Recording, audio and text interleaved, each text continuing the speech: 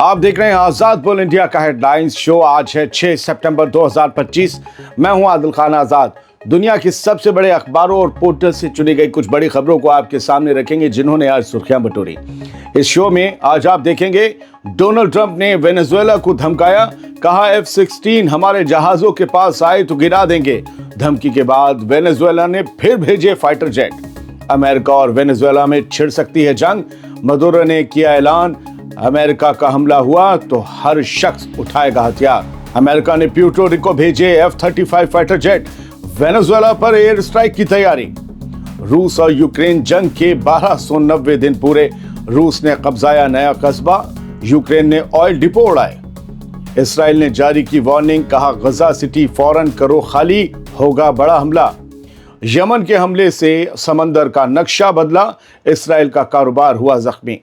और तेहरान में लारिजानी और हकीम की मुलाकात, ईरान इराक के बीच रिश्तों और सिक्योरिटी पर इत्तेफाक। शो की शुरुआत करते हैं बड़ी खबर से। अमेरिका और वेनेजुएला के बीच जंग जैसे हालात बन रहे हैं और अब बात यहां तक आ पहुंची है कि खुद को अमन का मसीहा बताने वाले डोनाल्ड ट्रंप की तरफ से हमले की धमकियां दी जा रही हैं और हमले हो सकते हैं वेनेजुएला पर। अमेरिका के सदर डोनाल्ड ट्रंप ने सख्त वार्निंग दी है कि अगर वेनेजुएला के F-16 फाइटर जेट्स अमेरिकी नेवी शिप्स के करीब आए और ख़तरा पैदा किया तो उन्हें सीधे मार गिराया जाएगा। ट्रंप ने व्हाइट हाउस में रिपोर्टर्स से कहा कि अगर वो खतरनाक पोजीशन में उड़ते हैं तो वो मुसीबत में पड़ेंगे और हम उन्हें बता देंगे कि अंजाम क्या होगा। ये बयान उस वाक़ये के बाद आया है जब वेनेजुएला के 2 F-16 फाइटर जेट्स कैरेबियन समंदर में एक अमेरिकी वॉरशिप के करीब उड़ान भरते देखे गए। अमेरिकी डिफेंस डिपार्टमेंट ने इसे बेहद उकसाने वाली हरकत बताया और साफ वार्निंग दी कि वेनेजुएला अमेरिका के नशे और ड्रग्स के खिलाफ चलाए जा रहे काउंटर नारकोटिक्स और काउंटर टेरर ऑपरेशंस में दखल ना दे। ट्रंप ने कहा कि हम नहीं चाहते कि वेनेजुएला या किसी और जगह से ड्रग्स अमेरिका में आए। हम इस पर बहुत सख्त एक्शन लेंगे। इधर वेनेजुएला ने अमेरिका को जंग की धमकी दी है। ट्रंप की धमकियों के बाद अब वेनेजुएला के प्रेसिडेंट निकोलस मदुरो भी खुलकर मैदान में आ गए हैं। मदुरो ने कहा कि अगर उनके मुल्क पर हमला हुआ तो वेनेजुएला सीधे आर्म्ड स्ट्रगल यानी कि जंग की तरफ बढ़ जाएगा। मदुरो ने अपनी फौज और मिलिशिया से कहा कि हम बिना हथियार वाली जद्दोजहद के दौर में हैं, लेकिन अगर हमला हुआ तो पूरा मुल्क, हर इलाका, हर शख्स अमेरिकी जुल्म के खिलाफ हथियार उठा लेगा।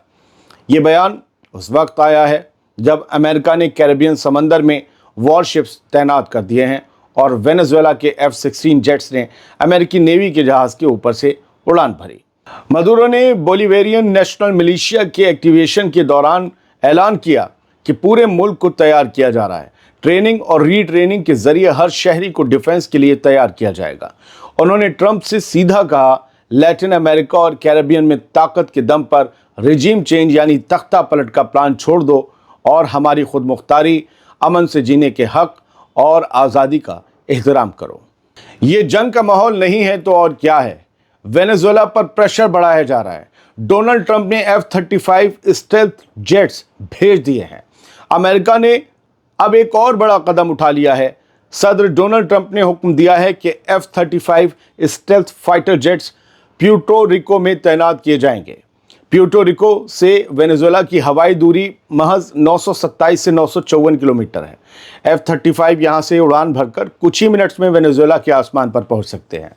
अमेरिकी मीडिया के मुताबिक ट्रंप वेनेजुएला के अंदर मौजूद ड्रग कार्टेल्स पर एयर स्ट्राइक्स के ऑप्शन पर भी गौर कर रहे हैं। इट मीन्स कि एयर स्ट्राइक्स वेनेजुएला पर हो सकती हैं।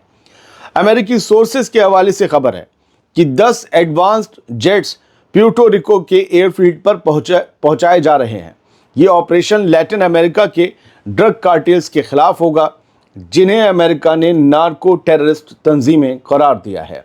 लेकिन चर्चा ये है कि अमेरिका वेनेजुएला में अपनी जी हुजूरी करने वाला प्रेसिडेंट बैठाना चाहता है, क्योंकि उसे अपनी सरहदों के करीब कोई भी ऐसा मुल्क नहीं चाहिए जो उसको चैलेंज दे सके। आपको पता ही है कि अमेरिकन कॉन्टिनेंट में साउथ अमेरिका में ही आता है वेनेजुएला, तो वो एक करीबी है अमेरिका से। इसके अलावा एक और बात बता दूं आपको कि वेनेजुएला में अंदाज़न 303 बिलियन बैरल तेल के भंडार हैं। 303 बिलियन बैरल, जो दुनिया में सबसे बड़ा तेल का भंडार माना जाता है, सऊदी अरब से भी ज़्यादा। बाकी तो सब चंगा सी। वेनेजुएला के पास दुनिया के टोटल तेल भंडार का लगभग 18% हिस्सा है। दौलत और तेल ये दोनों अमेरिका के लिए गजब के मैग्नेट यानी चुंबक के तौर पर काम करते हैं। ये जहां होते हैं अमेरिका का वहां कुछ ना कुछ इन्वॉल्वमेंट ज़रूर होता है। लेकिन वेनेजुएला के जो मदुरो हैं सदर, वो अमेरिका को अपने आने नहीं दे रहे हैं। अमेरिका वहां पहुंच गया है। बढ़ते हैं आगे। एक खबर यह है कि डोनाल्ड ट्रंप की धमकी के बाद वेनेजुएला ने फिर वही काम किया जिसे करने के लिए ट्रंप ने मना किया था, यानी वेनेजुएला भी अमेरिका को अपना सीना दिखा रहा है। अमेरिकी मीडिया के मुताबिक वेनेजुएला के F-16 जेट्स ने आज दूसरी मर्तबा अमेरिकी नेवी के जंगी जहाज़ों के ऊपर से उड़ान भरी है। ट्रंप ने कहा था अब ना भरना, उन्होंने फिर भर ली।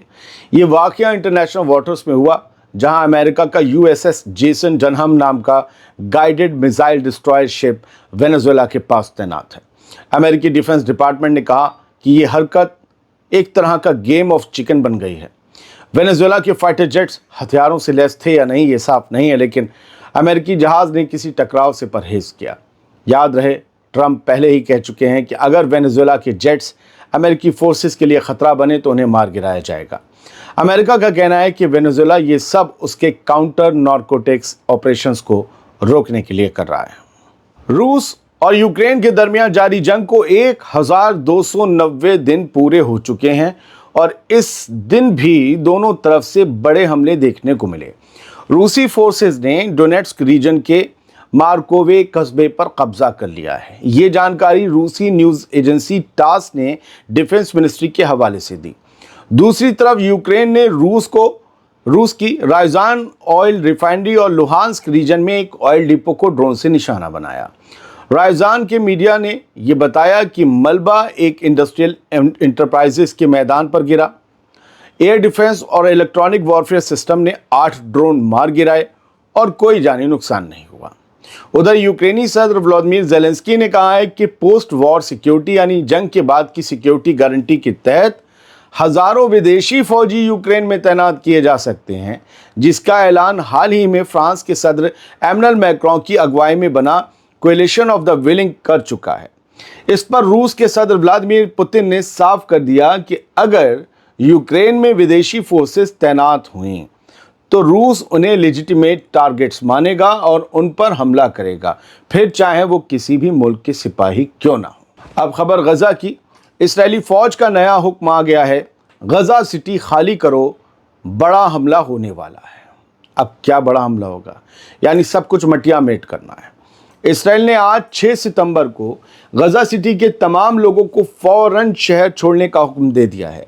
ऐलान किया गया है कि फौज अब ऑपरेशन गिडियॉन्स चैरियट्स 2 के तहत अपनी ज़मीनी कार्रवाई को और ज़्यादा बढ़ाएगी।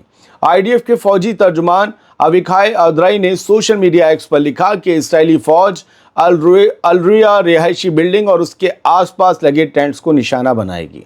आज एक दूसरा हाई राइज टावर गिरा दिया है, उसकी तस्वीर शायद हम आपको आखिरी शो में दिखाएंगे। इसराइली फौज का दावा है कि इन इमारतों और टेंट्स के अंदर या आसपास हमास का स्ट्रक्चर मौजूद है, इसीलिए लोगों से कहा गया है कि फ़ौरन इमारत छोड़कर साउथ की तरफ निकल जाएं। इससे पहले आज ही इसराइल ने यह भी ऐलान किया कि खान यूनिस के अल मवासी इलाके को ह्यूमैनिटेरियन जोन और अल राशिद स्ट्रीट को ह्यूमैनिटेरियन कॉरिडोर करार दिया गया है। मगर हकीकत ये है कि अल मवासी पहले ही बेहद भरा हुआ है, जहां लाखों बेघर फ़लस्तीनी खौफनाक हालात में जी रहे हैं। दोस्तों, इसराइल की ह्यूमैनिटेरियन जोन की दावेदारी असल में और भी बड़ी जबरी हिजरत की साजिश लगती है, सिवाय इसके और कुछ भी नहीं।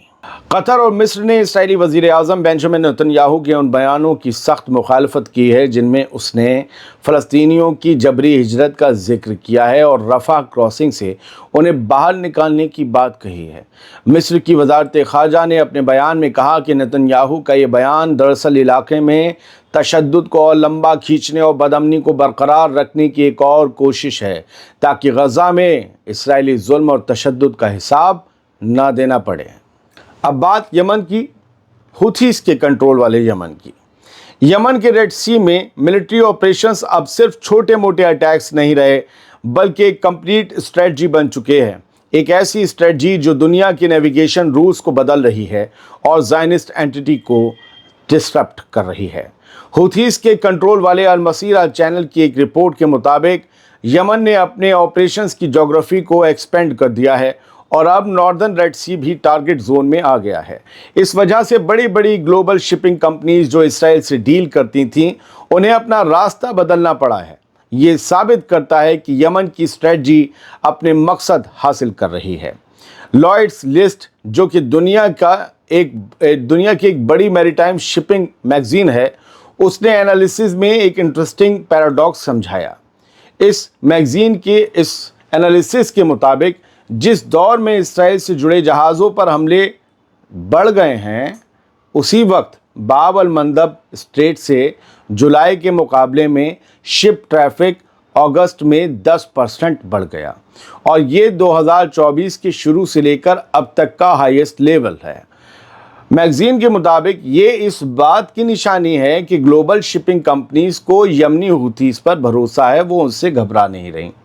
हुथीस का मैसेज क्लियर है, जो शिप इसराइल से लिंक्ड नहीं होगा वो सेफ होगा। कुल मिलाकर ये रिपोर्ट दावा करती है कि समंदर के रास्ते इसराइल के व्यापार को बड़ा नुकसान हो रहा है, बहुत घाटा हो रहा है।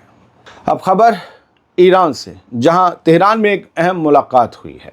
ईरान की सुप्रीम नेशनल सिक्योरिटी काउंसिल के सेक्रेटरी और आयतुल्लाह खामेनी के करीबी अली लारिजानी और इराक की नेशनल विजडम मूवमेंट के लीडर सैयद अम्मार अल हाकिम ने आज मुलाकात की। ईरान की मेहर न्यूज़ एजेंसी के मुताबिक इस मुलाकात में दोनों रहनुमाओं ने ताज़ा इलाकाई हालात पर गुफ्तगू की, ईरान इराक रिश्तों पर बात की, ईरान इराक के बीच सिक्योरिटी एग्रीमेंट का जायज़ा लिया और मिलकर इलाके की सलामती और सिक्योरिटी मजबूत करने के लिए ताउन बढ़ाने पर इत्तेफाक किया। मतलब साफ है, दोनों मुल्क सिर्फ दोस्ताना ताल्लुकात ही नहीं बल्कि रीजनल सिक्योरिटी को लेकर भी एक ही सफ़ में खड़े हैं। हेडलाइंस शो में फ़िलहाल इतना ही। उम्मीद ये करता हूँ कि साफ गोई से जो खबर रखने की कोशिश की है वो कोशिश आपको पसंद आई होगी। सलामत रहिए, खुश रहिए।